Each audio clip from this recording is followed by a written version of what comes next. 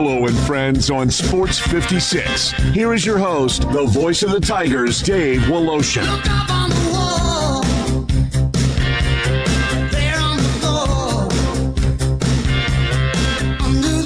Good Wednesday morning. The Grizz win last night. Actually, they lost, but it really helps in the long run for them to lose.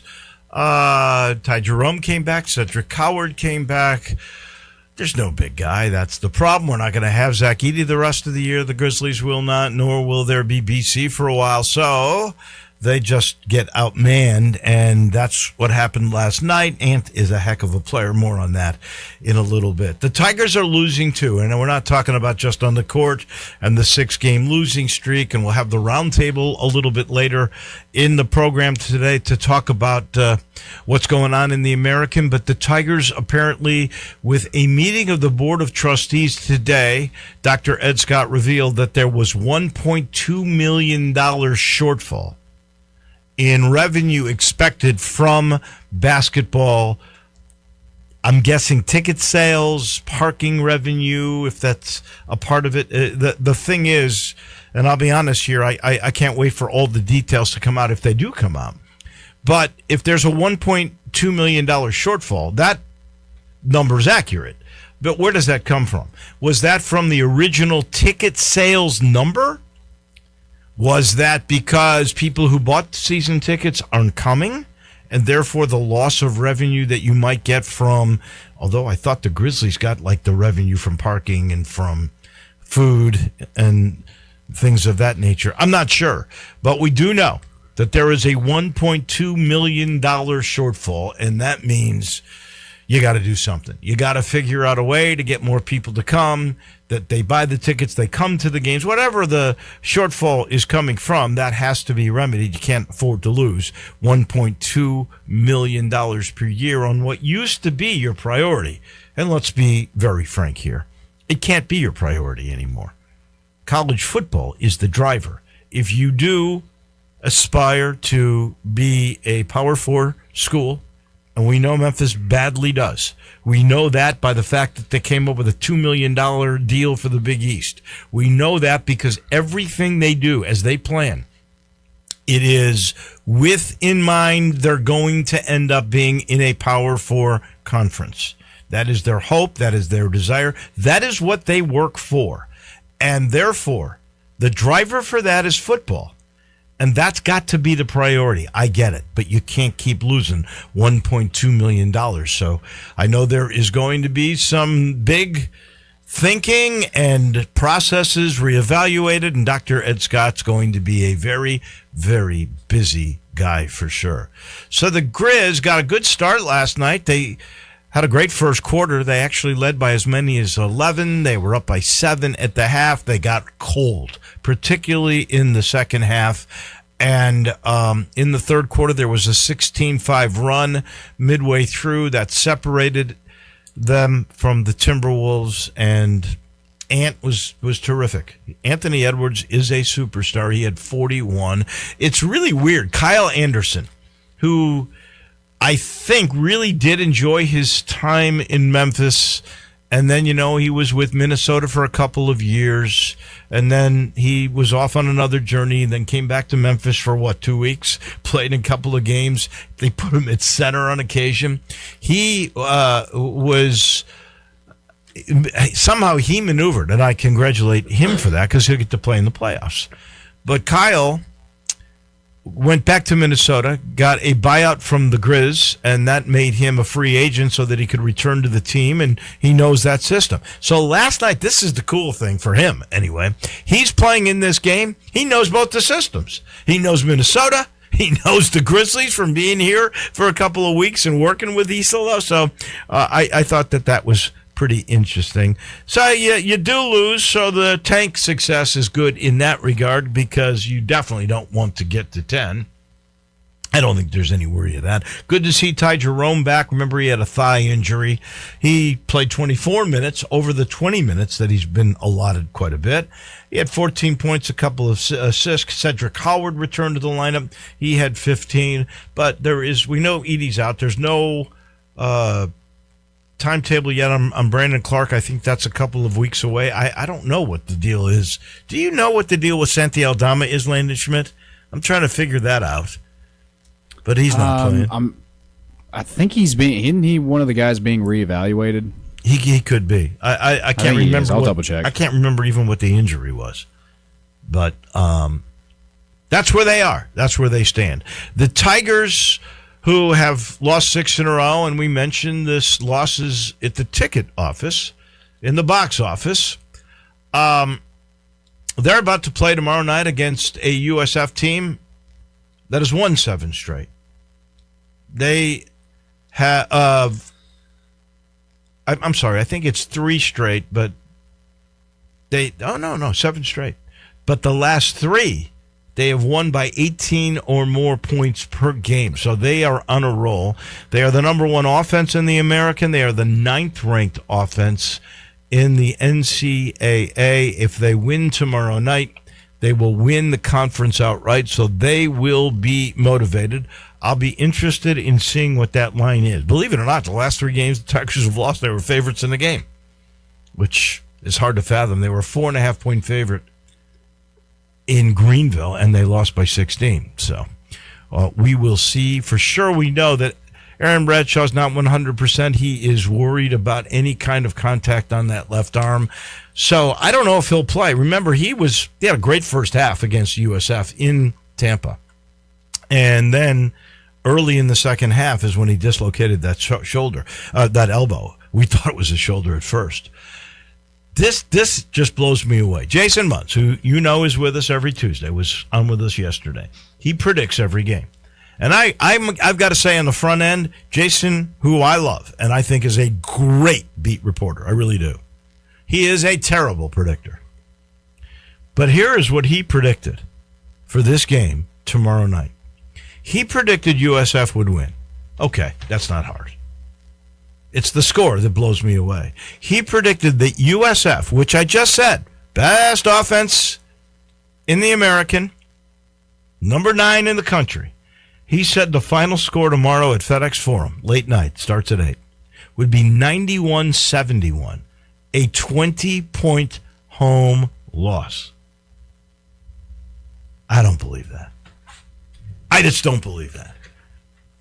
So, I think he predicted a double-digit loss against somebody a couple of games ago. I bet him a lunch, which he owes me. He says he's got to pay me in New Orleans. That it wouldn't be double digits. That ended up being a two-point loss. One that they had the lead. That was that game at home against UAB, I believe. So I don't see him losing by 20. I really don't. Do I see him winning the game? Very tough. This USF team is definitely good. And we're going to talk about this on the roundtable. Mike DeCourcy, who does the bracketology for Fox Sports, he said yesterday USF would be a 12 seed.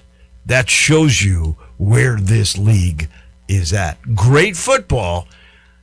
Basketball, not so much. Although I do think that coach is good, and I think he's got pieces. They could win a game or two in the NCAA tournament. We'll know but a little bit more later. Also, coming up next, after we change time zones here, we will have Joe Dank on the business of sports, getting to the WTA event. And, I forgot to mention this. You know Banana Ball is coming to Memphis this weekend. You know, here's words you don't hear all the time with Memphis sports, sold out. The AutoZone Park sellout for, it's not even the Bananas. It's the second teamers. It's the party animals. They got like 6 teams now.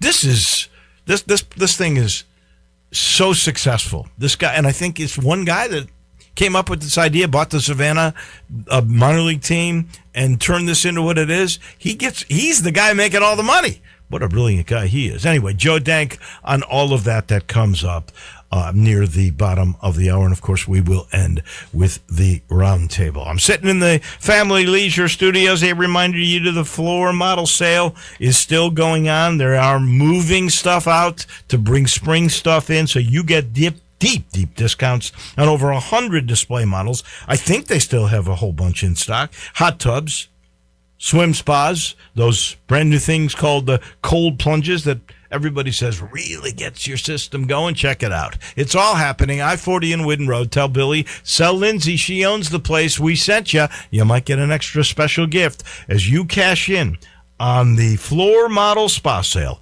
at Family Leisure. We got a time zone change. It's time for Dennis on Dave. Dennis on Dave. Dennis on Dave.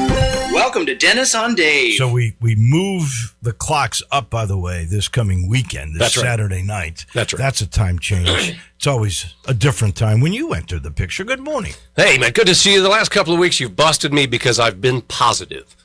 You know, I was really enjoying the Olympics. You're going back to form here today? Well, I was enjoying the Olympics. I was enjoying the All-Star game. I was enjoying a lot of stuff. And then last night, or actually this morning, I'm watching SportsCenter, and they're doing the top 10 plays. And the number one play was Tom Kim hitting a shot in the TGL. The stupidest sport we have was the number one play on ESPN. Let me ask you, do you trust that computer? No. Because here's Landon Schmidt told me this the other day, and I watched some of the TGL. My oldest son loves the TGL. He's 34 years old, 33 or 34, somewhere in there. And I think that's the demographic. What's the appeal? After. That it looks like they're playing on another planet? Well, stars are still making shots. They're making putts that you really see. They're making some chip shots that you really see. They're hitting out of the sand that you can really see. But you got to trust this computer. And when Landon Schmidt told me, give me the number again on the Rory McIlroy drive. Rory hit a 392-yard drive. With a carry of? I think it was 396 total, carry of 392. No, it would be the other way. It was 392 with a 365 carry is what I think you said. That sounds the carry more would be not as long as the total. The carry Still is unbelievable when it hits the ground. So 392 yards. Did the computer take in a 20-mile gust of wind or a downslope like at Kapalua in Hawaii, like on 18? You basically hit into a slope that's going to carry you another 100 yards. No, anyway, it's a waste of time. It's a stupid I don't sport. believe the computer. 392. It's just Come stupid. on. Plus, it's just stupid. I mean, just play golf or don't play golf. Don't play video golf. It's just stupid. You know what, though? I'm not so sure this will be a topic for Joe Dank, who I know is listening. That'll be a topic for the next week or so. I think the TGL is successful. I know it's drawing fans in Orlando, and I think the numbers are decent because they keep adding more and more talent to it. Well, I'm never going to watch it because I think it's stupid. Speaking of, this stuff's all over the place today, but long-distance runner Jess McLean, she was leading a half marathon in Atlanta to qualify for the World Championships next year. She was leading handily when the lead vehicle took a wrong turn. And she followed it. Oh, no. She followed it. When she realized what she'd done, by the time she got back on the course, she had run an extra quarter mile. Oh, man. And she had given up the lead to a girl who had been a full minute behind her when she went the wrong direction. That cost her $20,000 and a shot at the championships. And the governing body of track and field went, no, that's on you. Wow. Yeah, you shouldn't have followed that vehicle. You should have known the course, and they didn't give her any free. I don't really know how much somebody, like if she's an out-of-towner, how she would really know the course. Did she practice on that course? Then maybe there's not an excuse. But if she's an elite runner, they bring in, she's running that route. She's got to follow. Trust that. I mean, nobody else followed the lead car when it made the wrong turn. Just her. But nobody else was near it when she made that false turn. Also, I love this story. Trae Young, excuse me, everybody. Trae Young, of course, was traded by Atlanta to the Wizards. He hasn't played. He announced that he was going to make his debut on Thursday night. He was finally going to make his debut for the Wizards. Instead, he inserted himself into an altercation with a referee at the beginning of the game and got thrown out before he played 1 second of basketball for the Wizards. But he can still play tomorrow night, right? That's Sure, I not a imagine suspension so. for him. So he wasn't coming back till tomorrow night. No, he was supposed to make his debut on Thursday night. That's tomorrow night. No, whatever night it was that he got thrown out was supposed to be his debut with the Wizards. But Trae Young is Trae Young. He's always been this kind of a punk, and he managed to get himself thrown out of a game that he didn't even play in. Also, and I gotta say, this is Merrill Kelly, who is a pitcher for the Diamondbacks, will be remaining with the Diamondbacks. He turned down a deal from the Padres that was for more money, but he doesn't want to play in California because California takes 13% of everything over $1 million. And so there's a lot of athletes that are thinking, I don't want to play in California. Name any major league athlete now that doesn't make over $1 million. Exactly. No, so it's punitive. And then when you add in the jock tax and everything else, people are just not going to want to play in California. Darts champion, Australian Simon Whitlock. He's the greatest dart player in Australian history. Where do you get this? Yeah, look it up. That's what I do. He had to play his own kid. His kid's now a grown man. Oh. And so Simon Whitlock. How old is Simon? I don't know. He's in his 50s. But he's the greatest darts player in Australian history. He had to play his son. He beat his son 4-1, 4-0. Oy. He curb stomped his own son, but he said, but no, he's gotten better. Yeah, like his son's gotten better. Yeah. He got one game on him. Right. So he's gotten a little bit better. Yeah, these are the things that I look up. Wayne Gretzky was at the men's Olympic hockey championship game. He wasn't at. He was near the game. He was. What? Wayne Gretzky was going to be at the men's championship game in the Olympics. Between Canada and the USA. Yeah. But he got down there at the ice level, and a security guard didn't recognize Wayne Gretzky, the greatest player in the history of the sport. True. And ran him. No. Yeah, he did. He threw him off the ice. And the weird thing is Gretzky just took it. He just went, oh, okay. Because he's Canadian. That's like the most Canadian thing in the world. The greatest player in the history of the sport would just went, oh, okay. Yeah, I'll take off. Instead of going, do you know who I am? He didn't remove him from the stadium, did he? He just moved. He couldn't be on the ice level. Okay. Because he wasn't credentialed to be on the ice level. Now, why somebody didn't hang a credential around Wayne Gretzky's neck that's a pretty big mystery. Well, they probably figured he wouldn't need one. Everybody in the world because knows everybody on the planet knows what he looks like. Two more things. FIFA, the governing body of soccer and arguably the most corrupt organization in sports, is implementing a new rule that when players are confronting one another, they can no longer cover their mouths. When they're yelling at each other, they can't cover their mouths. This, Dave, is in an effort to fight racism. That's what FIFA said. Is that these kids apparently are willing to use racial slurs as long as they can cover up their mouth while they're doing it. FIFA, another quality decision from them. Speaking of poor decisions, our boy Braves outfielder Jurickson Profar. Oh, I saw this. He's suspended for the entire 26th season. For using a second time. I'm getting to that. I try to find things that's very difficult for me to pronounce. This time it was for using exogenous testosterone. Last year he missed. Did that very well. Thank you very much. Last year he missed 80 games for using chronionic gonadotropin. I just wanted an excuse to say that is nothing. It's gonadotropin. It's right there. Where is it? It's the last word on those notes. That's what it says. Gonadotropin. I just wanted to have an excuse to say gonadotropin on the radio. What an idiot. He already lost a half a year. Now he's losing a whole year for doing a performance enhancing drug a second time. What I think he's looking dummy. I think he's looking at one more strike, and that's it. Yeah. And he should. He'll be out of Major League Baseball. Crazy. That's about all. Wow, interesting stuff. I like the dart thrower the best. Simon Whitlock. He's gotten better. I will say this to you, because I play my sons in golf a lot. Like my oldest son now, I have to play really good to beat him, but I still want to beat him. But I always say this: if my two kids are the only ones I don't mind losing to.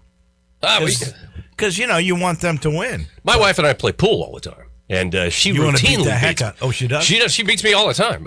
She's better at pool than I am. But my identity is not tied up in whether or not I can beat my wife at a game of pool. I want to. I try to. But she's just better But she's than just you. better than me. There you go. I can live with it. That is Dennis on Dave, brought to you by Dinstall's. Yes, go and get the strawberries while they're going to last all summer long. But we're going to shift from one region of strawberries to the other because this is what Dinstall's does. They only take the freshest fruit at the time that it is at its peak. That's the way they work. So they're going to go from Louisiana strawberries to Florida strawberries to California strawberries. Here's the thing that remains consistent with the Dinstall strawberries. The fondant. We don't know what's in the fondant. Nobody knows. It's like a powdery, sugary kind of confection that they enrobe the strawberry in. And then it kind of breaks down the strawberry a little bit, makes it even juicier.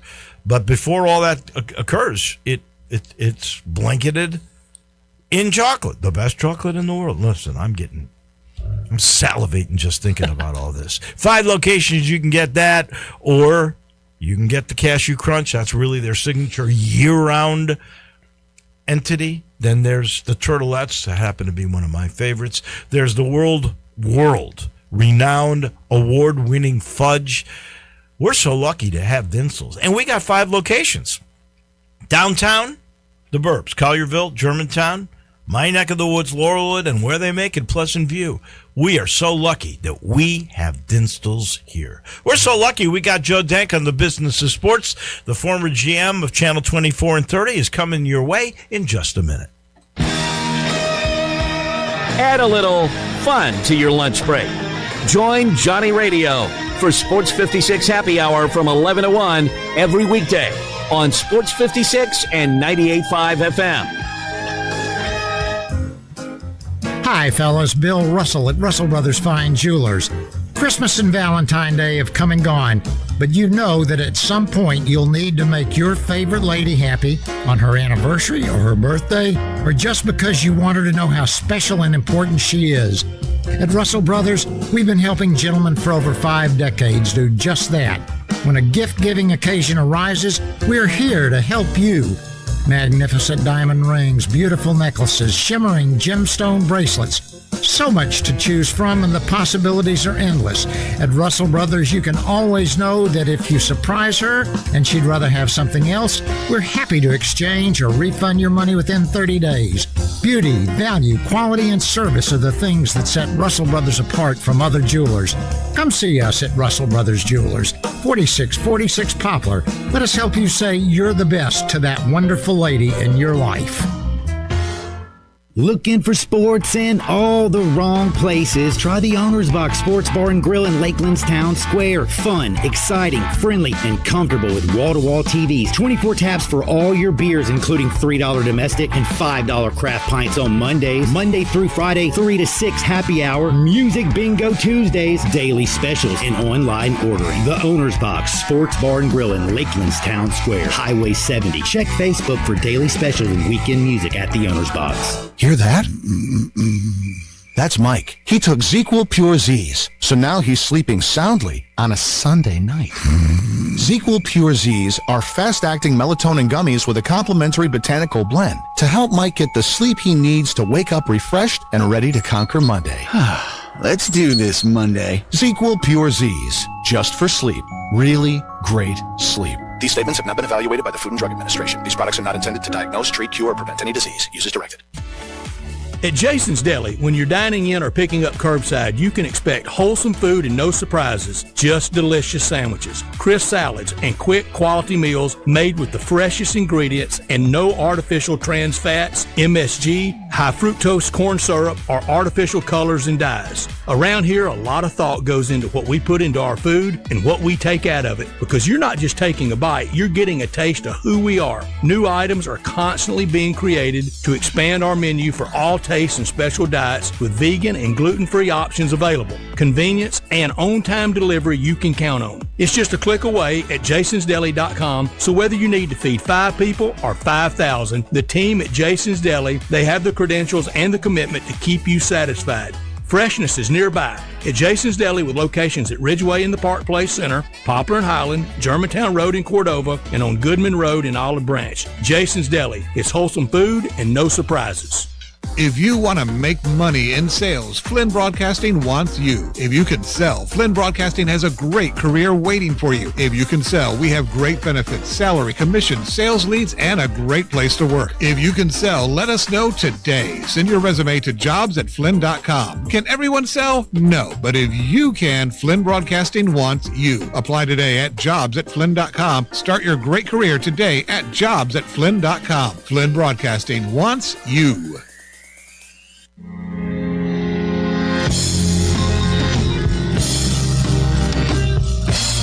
Now back to Wolo and Friends on Sports 56. Here once again is the voice of the Tigers, Dave Woloshin.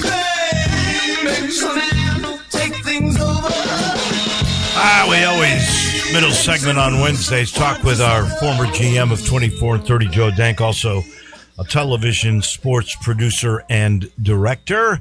And there is some business of sports news today. Of course, it broke this morning, so Joe is not necessarily going to talk about that. But Ed Scott, talking to the Board of Trustees today, revealed that the U of M basketball team has a $1.2 million shortfall in expected revenue stream. Every other sport did meet expectations, and I'm certain there will be some plans, including what they say will be buyouts that will now be put in the NIL and revenue share deals that the student athletes will have. Cincinnati did that with their quarterback who transferred out, who had $1 million buyout clause and says he's not going to pay, so he's being sued. So we shall see how all of that plays out. I think he's going to Texas Tech, but there is some good news.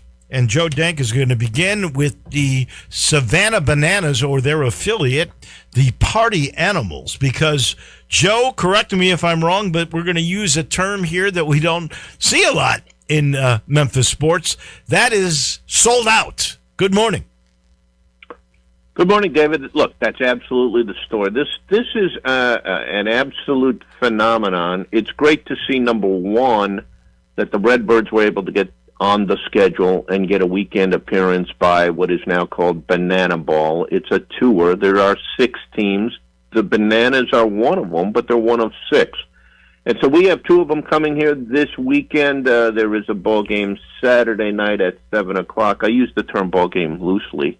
But there is an act on Saturday night at 7 o'clock. There's an act on Sunday at 1 o'clock. But as you suggested, all of the tickets have been sold. They're just a sprinkling of premium tickets. You know, the Home Plate Club behind, obviously behind Home Plate, up in the suite right behind on Sunday. You could buy tickets there on Sunday afternoon for the 1 o'clock game if you're willing to part with $251 a seat. That's on the Redbird website this morning. Look, these tickets went on sale through a lottery. You had to sign up for the lottery back in October. It started then. Tickets started at about $35. Here's the interesting thing, just in terms of demand. This is the second week of the Banana Bowl season, and week 2 is here in Memphis. Checked out StubHub to see if I wanted to get in there. Section 215, that is in the upper deck. Tickets are being sold there for $100. There were some tickets available for Saturday night on StubHub in Section 109. Those come in at $585. Wow. I had amazing. No idea that they were making that. I thought it was supposed to be more affordable for families. I want to go back just to understand sort of the economics of this, and I don't know if you have this info, but it just came to my head. Is this... do they rent the ballpark from the Redbirds and pay them a fee and they take in all the money, or is this some sort of a shared deal with the Redbirds? How does the economics of this work? To be honest, the contractual relationship between this and the Redbirds is something that I'm not privy to. The point is, it's a tour, not unlike other tours that move around the country, and they have a relationship with the home team. Clearly, the Redbirds are going to benefit from a lot of things that are associated with this. But look, so is Banana Ball. This is a very, very successful tour. As I mentioned, this is the second week of the season. So listen to this statistic once. The season started, or the tour started on February 26th, last weekend. And just through May 31st, this is the first part of the season, they have 79 games scheduled from February 26th to May 31st, all around the country. Wow. Every single game today is sold out. Through May 31st. This tour will play in 14 major league stadiums this summer. It'll also play in football stadiums. They played in Doak Walker Stadium. They're going to play in the Superdome. They're going to play at Oregon at Autzen Stadium. They're scheduled to play at Neyland Stadium. Huh. You know, the Blue Turf. I don't know how do they do that. I guess one field is really short. Right. They configure it. I've seen this before. They've played in football stadiums in the past. They played last summer in the Charlotte NFL Stadium. They're going to play in Gillette Stadium this year. Here's something that'll just blow you away. Again, remembering, this is Banana Ball. On April 25th and 26th, the team that plays here this weekend, the Party Animals, will play the Savannah Bananas in a 2-game set where? Yankee Stadium. Wow. And those are sold out? And yes, both days are sold out. Wow. Yeah, this is really, the guy is brilliant. Whoever bought Savannah's ball club and then tried to figure out ways to get people in, and this thing was born. But this thing was really born way long ago by a guy named Abe Saperstein, who owned the Harlem Globetrotters. This is basically baseball's take on the Harlem Globetrotters, and it's paying off. No question about it. And the guy you referred to is Jesse Cole. You'll see him when the Bananas play. He wears a yellow tuxedo and MCs the game from down on the field. Wow. And started this in 2022 full-time with Banana Ball. They bought the team in Savannah in 2015. Final issue on this. There's another really extraordinary business element to all of this, and that is that Banana Ball has become a favorite of a little company called Disney. Yes. That runs a little sports network called ESPN. There will be 25 games this year of Banana Ball over the family of networks, as it were. All of them will be on the app. All of them will be on Disney Plus. But some of them will be on ABC or ESPN. One game will be on ABC. That's the one in Eugene, Oregon, and that's going to be a huge event. There's also a Savannah Bananas Day at Disneyland this year. That's on March 26th. They're going to play at Angel Stadium in Anaheim. And then just to complete it, at the end of May, there'll be a 2-game set where the Party Animals play one of the other teams, and those games will be played at Disney's Wide World of Sports. So the Disney Banana marriage is intact and making a fortune. So I can't wait to see this guy, Jesse's net worth in a couple of years. The season ends in May? Or is that's just the first half. They're sold out through half. May 29th. Wow, that's just they play all story. season. There's just it's an unbelievable story. They play through October, David. They play through October. Wow, next week, Birmingham, Alabama. That is where the American Athletic Conference will take the conference tournament will take place. I got this thing right, and it is going to be, and I didn't know this until just recently. The way it's structured is if you're Memphis and you make it, you're probably going to have to win 5 games in 5 days. But each day, men's tournament has 2 games, women's tournament has 2 games. The 2 tournaments are taking place simultaneously. I didn't realize that. I wonder if the Memphis Sports Council and the U of M realized that when the bidding came out, because they did not bid for the women's side of this event. Well, so this is really interesting. Some people may have questioned why the conference restructured the tournament and only took 10 teams. And then all of a sudden you saw what appears to be a very smart idea, and that was to schedule the tournaments the way they have, so that there is an afternoon session that'll feature women and an evening session that'll feature men. Now, the women start one day earlier. They start on Tuesday with their first-round games next week, and that'll be an afternoon doubleheader. But then the morning or the afternoon and evening sessions start on Wednesday. The men will play both Wednesday and Thursday in the evening, and then the men move to Friday and Saturday afternoons with the quarters and the semis. But the way this tournament is set up is just very interesting. And so what it did is it consolidated the whole piece. And the point you made is the one that I think is particularly important. When Memphis bid on the tournament, it was a 3-year window that was coming up. They did not bid on the women's portion. And in speaking with Kevin Kane earlier this week of the Tourism Bureau, they simply could not get the FedEx Forum Arena for 2 separate tournaments over 2 separate weeks, which is how it basically goes. So they didn't bid on the women. Now this consolidated tournament means you actually could have done it because it only uses 1 week of the tournament. Here's the other interesting point, though, and I think this is particularly unfortunate. And you'll remember a year ago at this time, long-term presence in the American was nothing that was a high topic of interest at the University of Memphis. So who knows how aggressively they bid on this particular thing. But the next 2 years are going to be held in Tampa, on campus at South Florida. So now all of a sudden you start looking at the impact of something like this. Here you have a South Florida program that certainly for this year is in great shape. They can clinch the top seed in the conference tournament for this year right here in Memphis on Thursday night, right? The other thing is, so now all of a sudden you're looking at the next 2 seasons, a team that is at the top of the conference now is going to, in essence, host the conference tournament on its home court.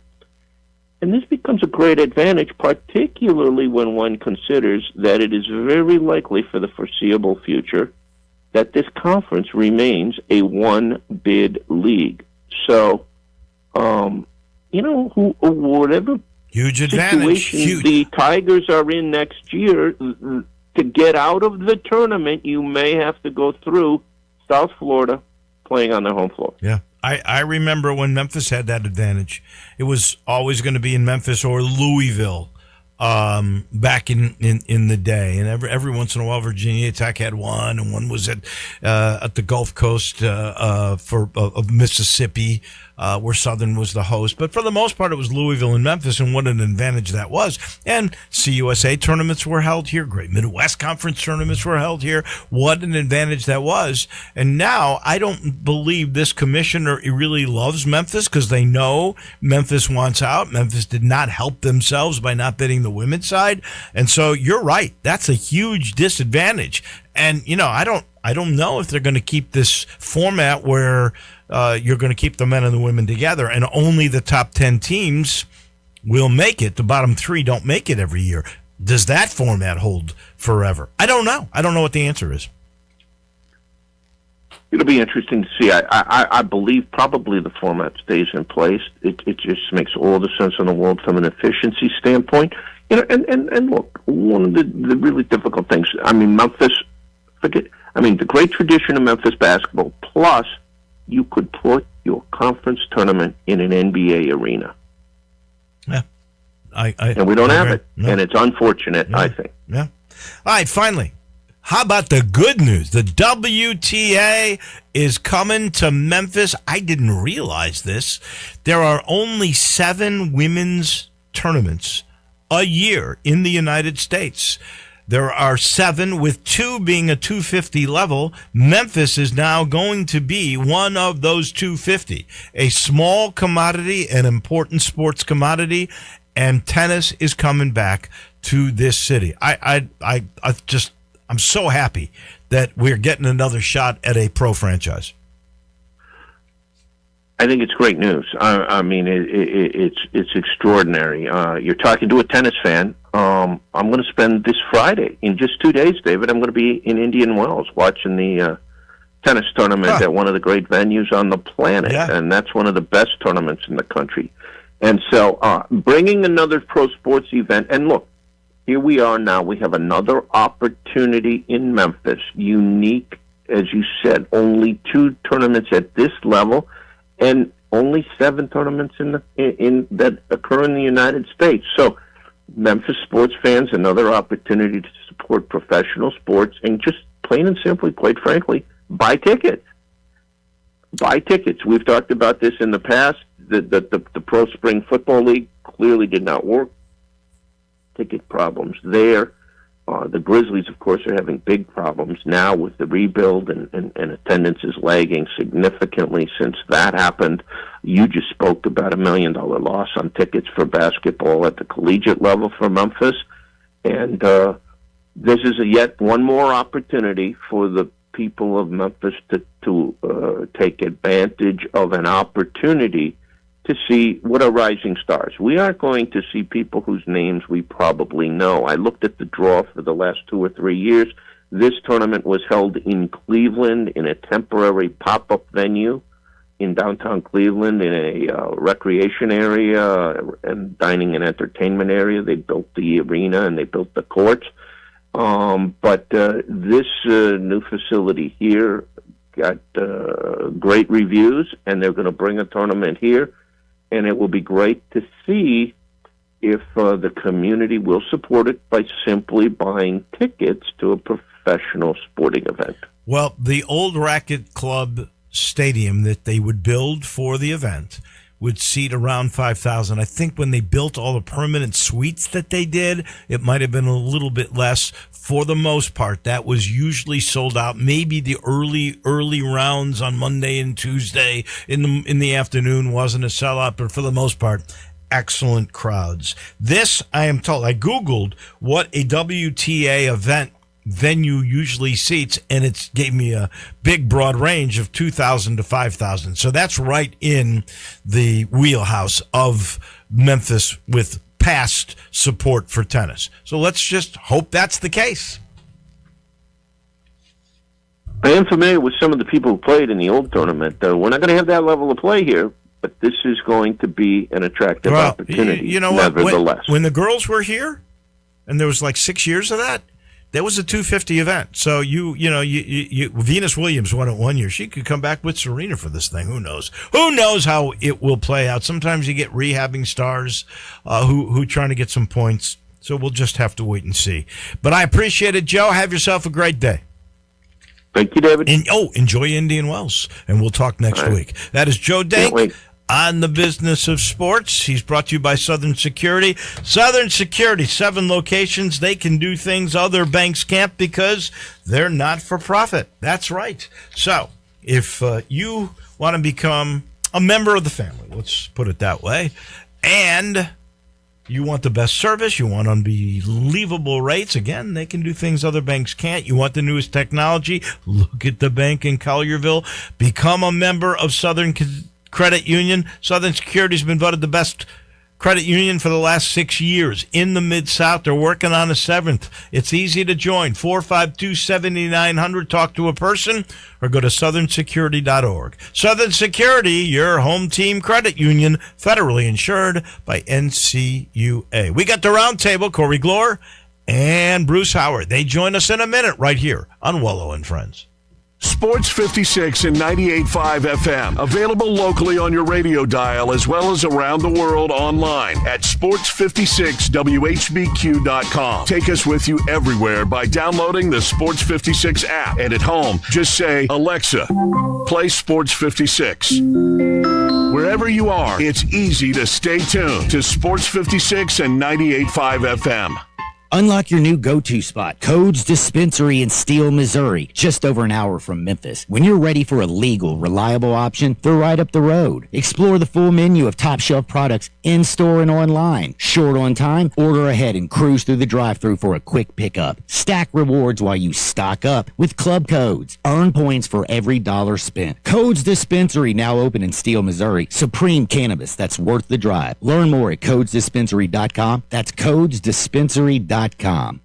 Mercedes-Benz Van Center Memphis has serious vans for serious work. At 4430 American Way, they are the Mid-South source for cargo, passenger, crew vans, and custom chassis. Need one or a full fleet? New or used, they've got it with fleet solutions and custom upfits. Certified techs keep you moving with fast maintenance, repairs, and a large parts inventory. Mercedes-Benz Van Center is your Sprinter Van headquarters, 901-237-9302 or sprintervans.com. Mercedes-Benz Van Center Memphis, part of the Tag Truck Center family, driven to keep you on the road.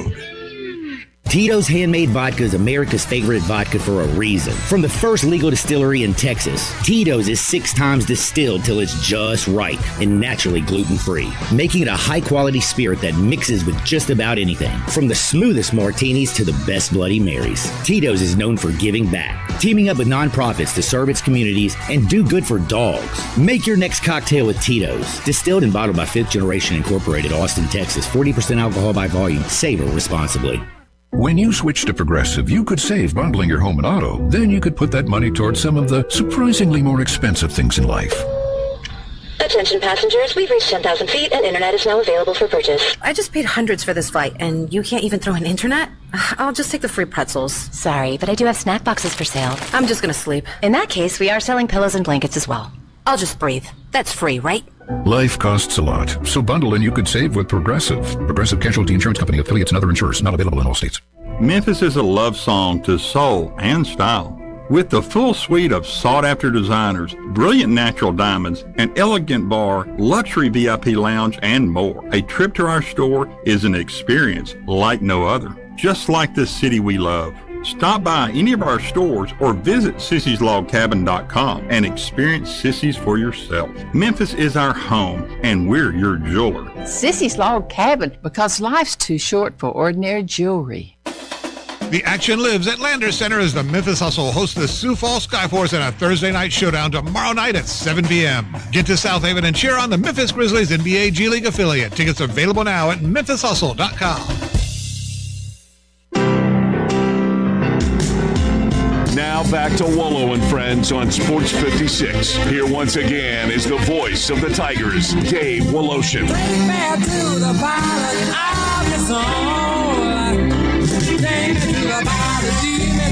Welcome in as we cruise through our Wednesday. It's time for the roundtable. Corey Glore in New Orleans, Bruce Howard in Tulsa. The voices of their respective schools always join us. Now, I got to ask you guys, did you know when they were setting out the bids that, because Memphis didn't bid for the women's tournament, that they were going to hold this tournament, which is actually a really good idea. They were going to hold the women and the men simultaneously in the same building, so you really only have to rent one building for 1 week. And I think, finally this commissioner actually had a decent idea. But I don't think a whole lot of people knew that was going to be the case. I know the Convention and Visitors Bureau here in Memphis, which is always a part of the bid, wasn't aware of that. What's your take on all of that? Let me start with Bruce Howard. Yeah, no, I think it's a good idea. As far as the league is concerned and cost-saving measures and that kind of thing, it probably put Memphis in a difficult situation, because of all those dates at your all's place. But yeah, sounds to me like a good idea. Now, you're going to have maybe have some games bumping into each other and that kind of thing. One thing happened one time in the CUSA, guys. We actually started a game against UTEP, and we were playing with the women's ball, and they went through the first, because the semifinal of the women was just before the semifinal for the men or something like that, and they ended up playing the first segment of the game till the 16-minute mark with a smaller ball, and eventually somebody realized it. One of the shooters obviously realized it and said, "Hey, this is the wrong ball." I do remember that the one time that the CUSA had a simultaneous tournament because they had a building right next door to their main arena, which was the old gym. That's where they had the women's tournament. No, this is unique because you're just renting that one building for 1 week. So, but you're probably right. Games will run into one another. Corey, your thoughts? I heard rumblings that they were going to try and condense the schedule after it was clear Fort Worth was not going to happen following last year's tournament. I think this is also a way to, listen, we're not going to beat around the bush here. The fan turnout at the tournament has not been good since the American formed. And this is a way, I don't know how this is going to explode the attendance or anything, but you can at least tell a fan base of a school that you're going to see two of your teams throughout the week, and you can actually plan accordingly and not try and bounce around across 2 weeks. So I think maybe there's a slight glimmer that could fall into place here, but that also depends on the quality of each team here. Like South Florida will probably have a good contingent because both of their teams are sitting at the top of the standings right now, but Rice is blowing everyone out on the women's side. The men's team might not make the tournament, and so what will that turnout look like? So that's the weird juxtaposition. I'll also say when the bracket came out last fall, they had 2.5-hour gaps in between the games. You look at it now, it's down to 2 hours. Still the only league in the America that separates these games by 2 hours. Well, that which never really happens. makes it fun for us. That never happens because you got to at least put 15 to 20 minutes on for warm up. So you're already going into a deficit as soon as you tip the first one off. That's I don't understand why they do that. 90-minute pregame shows coming our way next week, boys. Yeah, 90-minute exactly. pregame shows. Well, nobody understands that particular portion of it, but you are absolutely correct. So it appears, because tomorrow night here in Memphis, USF can get the outright championship. I think they're going to be the number one seed without a doubt. And then you got Wichita and Tulsa right there.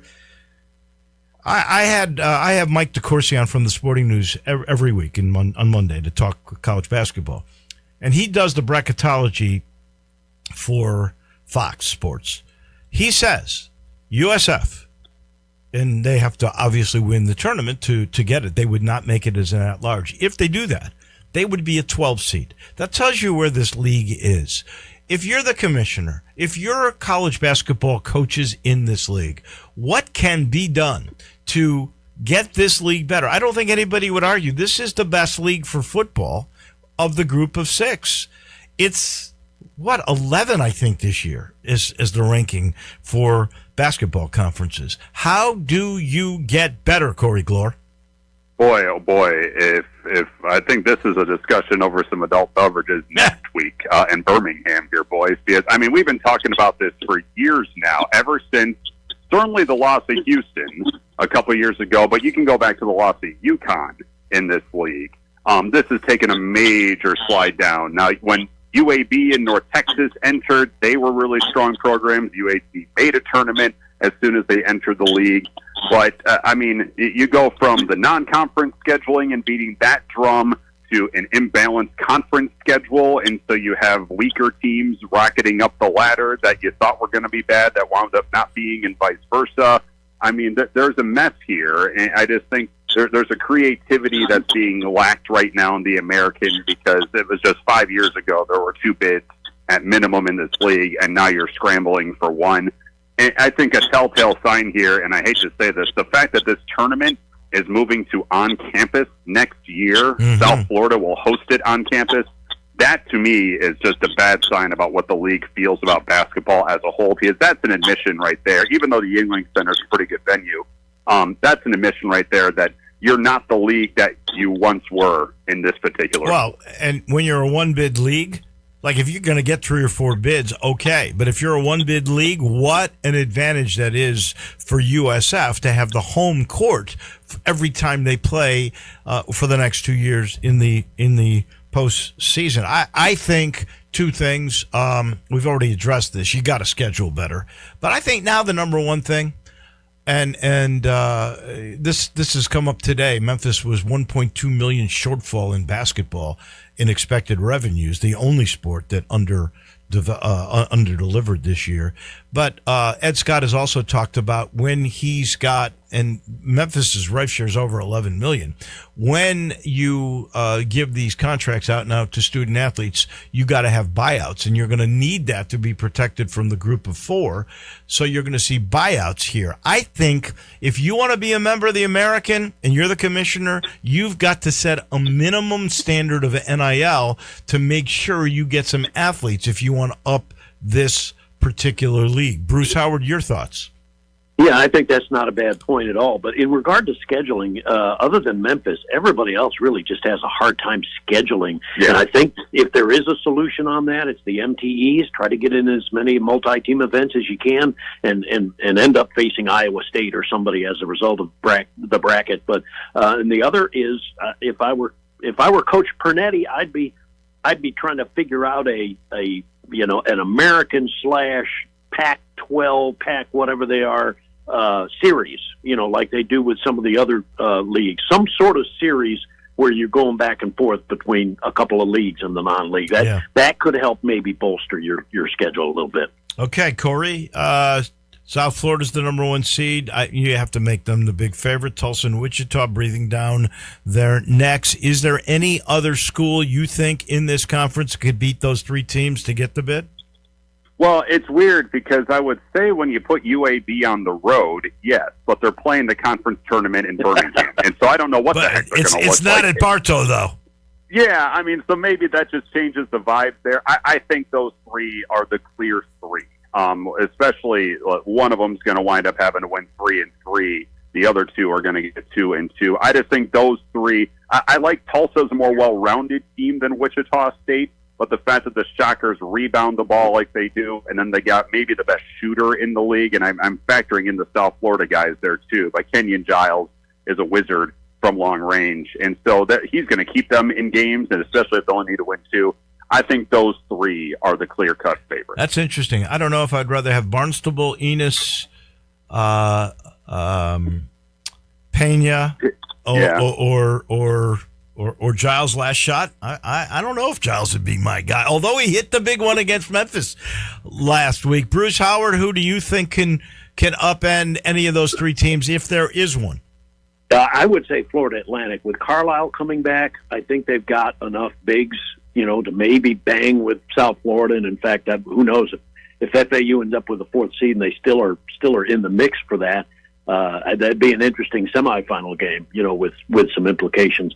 But Florida Atlantic to me is the only one that I think is capable, especially with Carlisle back, of maybe making that run. But who the heck knows? I mean, a few years ago, the number 11 seed Temple got all the way to the final. Right, that's true. And it's interesting, and I don't disagree with you guys, but the preseason favorite, none of you guys have mentioned, but that's the kind of year it's been. Corey Glore, Bruce Howard, looking forward to seeing you guys in Birmingham next week. Looking forward to another edition of the Roundtable. Looking forward to it. Thanks. Thank you. That's... All right, guys, that's the Roundtable for today, brought to you by the good folks, or the good man, Sheldon Rosengarten, Mark Spensdorf. He's your point guard for real estate. You want to get to the closing table quicker than anybody else, you hire him. That's why if retirement comes to a particular real estate agent, where do they go? They give their clients to Sheldon because they want to be taken care of. They all know he's got that strategic marketing program. They all know he'll be by your side 24/7, 365. From the very first meeting with Sheldon all the way to the closing table, he will guide you. He'll answer any questions as you get to the successful transaction. That's the closing table. That's why people always say when you want the job done, you call Sheldon. You can email him, or you can call him, 483-0546. He'll answer. He's on that phone all the time. Or that website, memphisrelocate.com. So do what all the pros have done. They call or they email Sheldon. Again, memphisrelocate.com or 483-0546. That does it for our Wednesday. We're back tomorrow morning, full show. We'll see you then. Johnny Radio's next. Have a great day, everyone.